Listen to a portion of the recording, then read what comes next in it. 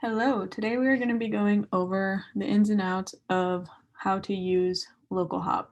So what we're looking at is the admin portal, what you will see when you first log into your library account.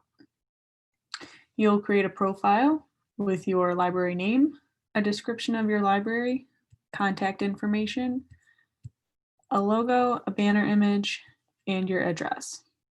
All this information can be changed or edited at any time, and you can just save and receive that confirmation. Next, moving into users, you can add an infinite number of users to your account. And with that, you'll be able to edit the roles per LocalHop feature, dependent on your organization and the type of position that each person has. And you'll just save that. Then we'll go into Form Builder. Forms are used for event registration, and if you are using public-facing room reservation or internal room reservation, you can ask specific questions for people signing up for events or people wanting to reserve the rooms in your library. I'm going to use this demo form just to show you what this looks like. But you have the option to choose from a text field, which would be a single line response, a text area, which is more of a multiple line response, a dropdown, which allows your patrons to choose one of many options, and then a checkbox, which is more of like a check that you agree to the terms of service. So if you have a waiver or some other form that you want people to agree to, you could upload that here, and then they would be able to download that as well. You can also make any or all of those questions required, and that way they'll have to fill them out when they are exposed to them. So I'll come back to this demo form, so just keep that in mind. Moving into notifications, right now you can put in one email address here, and this person or this account will be notified whenever a patron signs up for an event, or if there's a request for a room reservation. Now moving on to age groups. LocalHop has 5 default age groups, which will always be presented. You can make them inactive, but they are infant/toddler, youth, teen, adult, and senior. You can also add your own age groups by clicking this button. And with that, you can add a color. So LocalHop calendars do color code by age group, but you do have the option to turn that off if you don't want that. Additional venues, just something where you can save addresses of other locations that you frequently host events. This way, when you create an event that happens to be there, you don't have to constantly type in their address. You can just select it from a dropdown. And that's your organization setup. Moving into events, we'll be able to view your events calendar. And this is going to show you all the upcoming events that you have. You can also view in a list view, and these will show up in chronological order. As you can see on both the calendar and the list view, any event with the little LocalHop pin logo is an event that requires registration. So if you hover over it, you can kind of see how many people have registered versus how many seats are still available in that event. If you wanted to create a new event or edit an event, it will take you into this form. So you can give yourself an event name, an event type, which is relevant for the calendar snippets. So I can touch on that again. An event description, an event URL, if there was another specific link that you wanted to take your patrons to that was relevant for this event, you could enter that here. With each event, we'll also generate this URL so you can directly share the link via email or to social media here, or you can also just click on it to view it as your patrons would view it to make sure everything looks good before moving on. Events only show on my calendar. You can check this box. This way, if you are using a community calendar or if you have an event that you don't want to be publicized on the LocalHop website or mobile app, you can just check this box and it will hide it from the community calendar, the LocalHop website, and the LocalHop mobile app, and it will just show onto your library calendar. And then you'll go ahead and select categories. Again, any categories that are specific to your event. If you decide that maybe a category is not relevant, you can just click the trash can to move it back over. Same thing with age groups. And then if you have an event image, you could add that here. We have a recommended size, but nearly anything close to this will fit and look nice. Our newest feature here is our virtual event option. By checking this box, we have what is a Google map to show where the events are normally held. If you click that it's a virtual event, that map will be hidden and instead will be a message that this is a virtual event addressed to your patrons so they'll know. And then all of these fields are optional. If you choose to fill any of them out, these will also be presented to the patron. And then you'll go ahead and add a location. If it is a virtual event, you can just use your organization venue, or depending on where it is, you can also select from this dropdown if you added additional venues, or always you can type in a custom venue. So then you'll save your event details, and then you'll be able to add a date and time. You can make an event recurring, and you can set that up daily, weekly, monthly, or yearly, however that seems fit for you. And if you make a recurring event, it will list all of the instances here. And anyone that signs up for the guest list will be signing up for all of these instances. If you wish to have a separate guest list for each event, you'll want to scroll up to the top and duplicate this event. And this will copy over all the event details on this top part of the form. And then you'll go ahead and add a different date and time. So once you do that, you can go ahead and set up your ticketing. We do have an option for no ticketing, so you don't have to do this. You can also, if you use an internal ticketing system or something else outside of LocalHop, you can select this external ticketing URL and share the link right here. Or you can set up LocalHop ticketing. And what that looks like is you'll be able to add a button label. You can choose between register, buy tickets, or sign up. This is just the language that will be presented to your patrons. So kind of whatever fits the event that you're creating is what you'll want to select. This is also where you can add that custom form. So I'm going to put in that demo form asking what's your favorite color. And then I'm going to set this registry or this event capacity at 10 and allow for a waitlist. We do only allow waitlist for free events. So then you'll save that. And then after the configuration is set up, you can go ahead and add ticket types. LocalHop does allow you to add multiple different ticket types. So you could have tickets at different price ranges, tickets for a different time of day, depending on how you want to set that up. So what this looks like is you'll give yourself a ticket name, a ticket price. I'm going to leave this for free, a ticket quantity, and then overflow quantity would be more for an in-person event. And what this means, if I set this at 2, is that I really have 12 tickets, but I'm only advertising that 10 are available.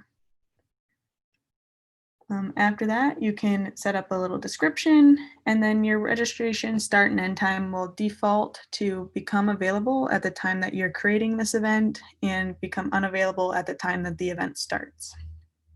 But of course, you can edit that to meet your needs.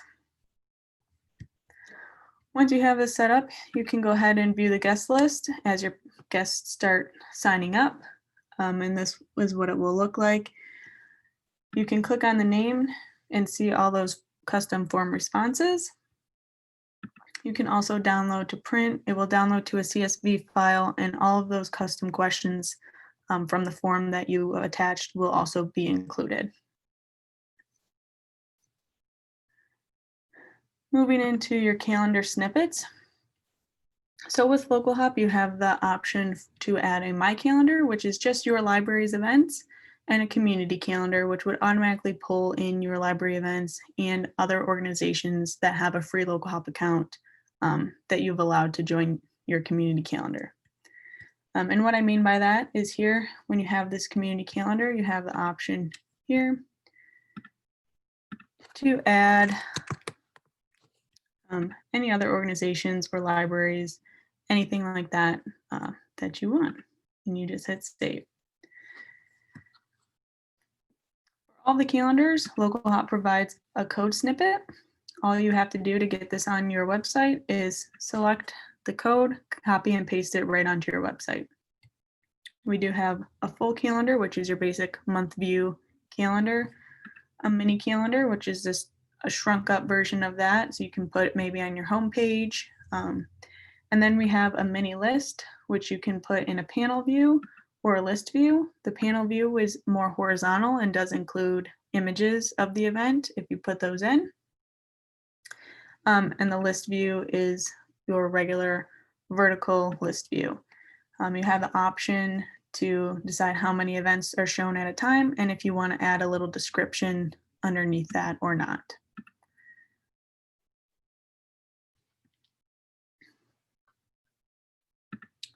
Going into reporting, you will see reports for room reservation, events, and transactions. However, if you're not using any of these, then they will just populate with no data.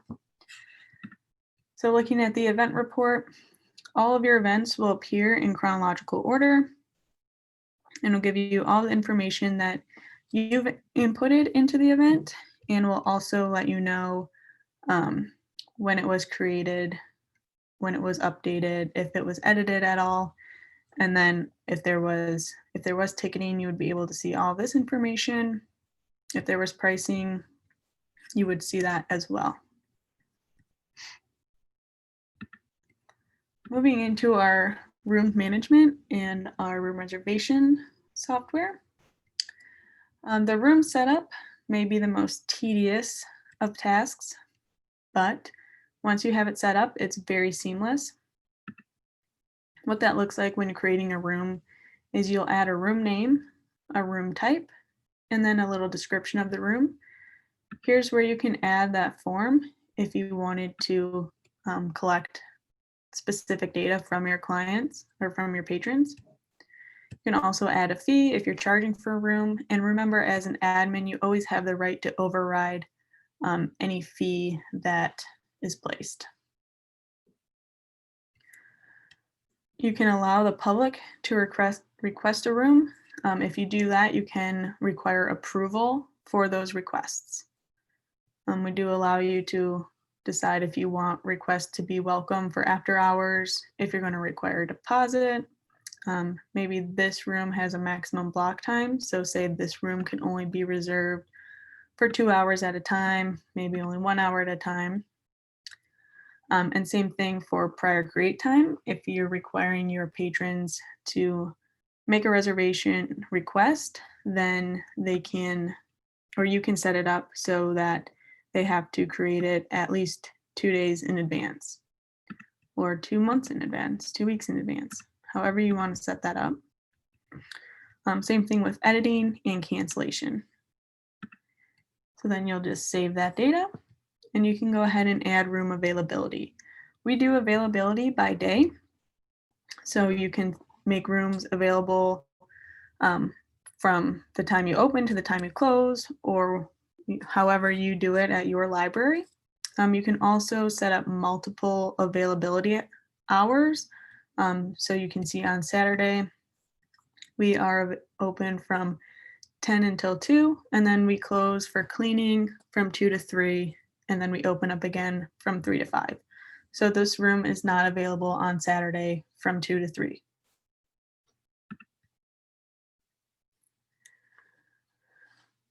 From there, you'll add a room layout.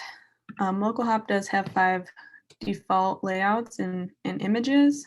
You can upload a custom image and set that layout so that your patrons can see a picture of the room before they decide that that's what they want to reserve.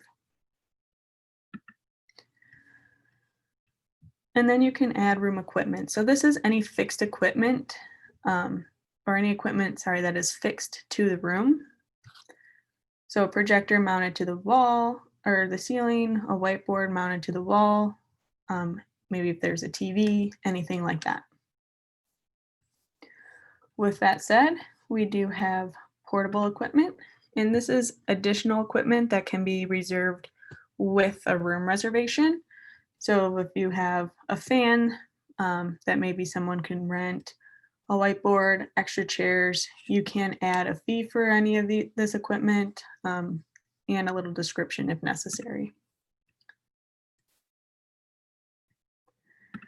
Moving into unavailable dates, this is just dates that you know that maybe the library is closed. So you want to say for Christmas, we're not open. This means that no rooms will be able to be reserved on Christmas Day.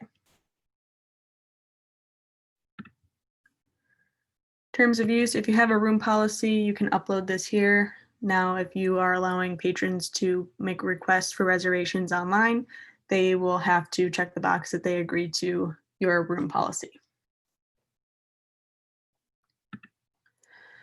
And then moving into reservation settings.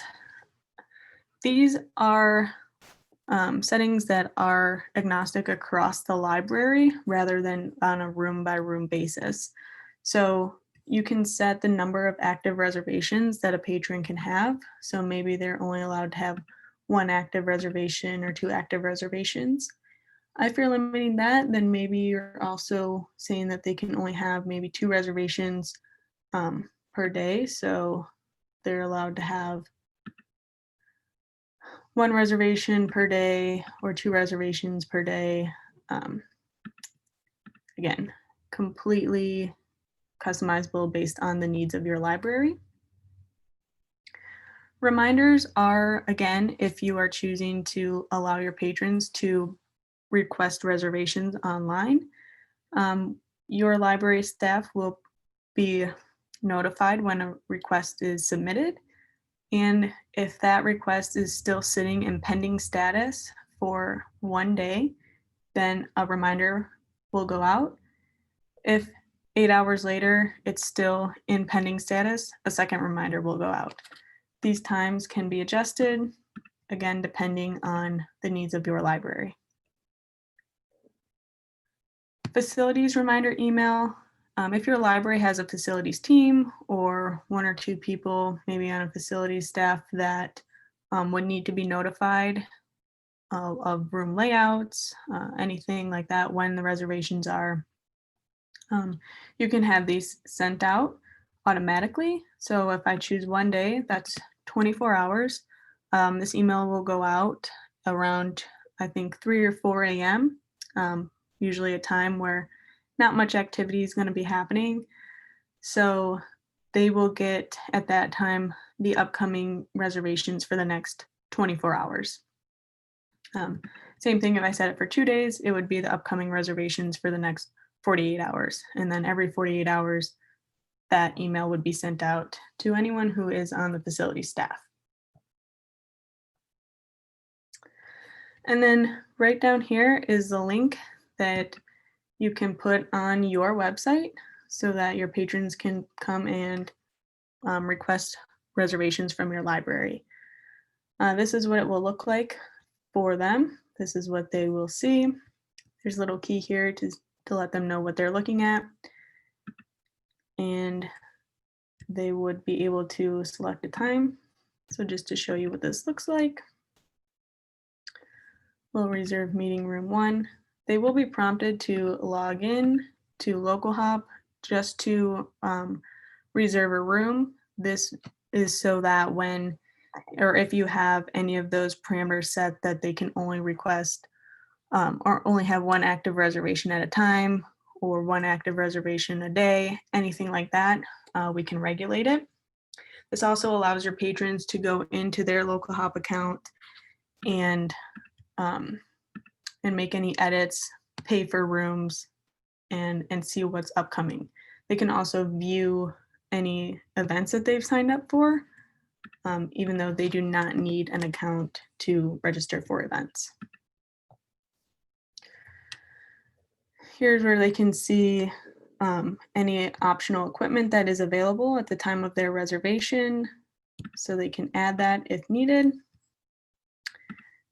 They can put in a description of their event, leave notes for you. Maybe they're good friends with Sharon at your library and they just want to say hi. Here's where they will agree to the terms that you have uploaded and the LocalHop terms as well. And then they'll request a reservation. They will then be greeted with this confirmation, and then they will also receive an email saying that their request has been submitted. And as an admin, you will go into your reservation calendar and you'll be able to see a new pending request. As an admin, you can go in and take a look at everything that they just uploaded. Maybe Sharon's looking at it now and she's really excited because Courtney's coming to the library. Sharon can go in and approve this reservation. It will always confirm that she wants to approve or deny. If you choose to deny reservation, it will come up with a reason, which you can leave, and this will be part of an email that is sent to the patron and letting them know why that their reservation was denied. But just so you can see, we're going to approve this. And the patron is going to be emailed that their reservation has been approved. And if it is a paid room, they will be notified that they need to pay. So they can do that from their admin account or from their user account. But as an admin, you can log in and click on that. You notice that it's red, meaning it's been unpaid and there's money owed for it.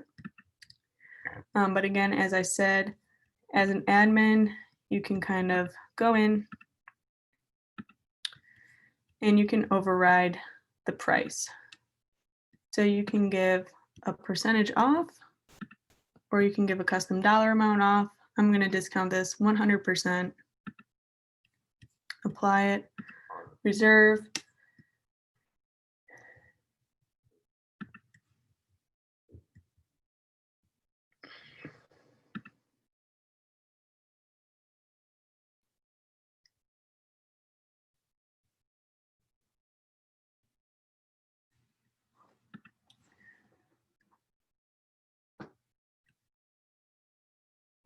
All right, I don't know what happened. So you can edit. You can edit any of the information. If the patron calls and maybe they need to make changes, or they came into the library to make those changes, you can apply their discount, reserve, and then you should be seeing this confirmation that the room has been successfully reserved. Close the window, and now you see that this box has changed from red, meaning that there was money owed, to green, meaning it's either been paid for or it's free. There's also the wording there, so you can easily see that.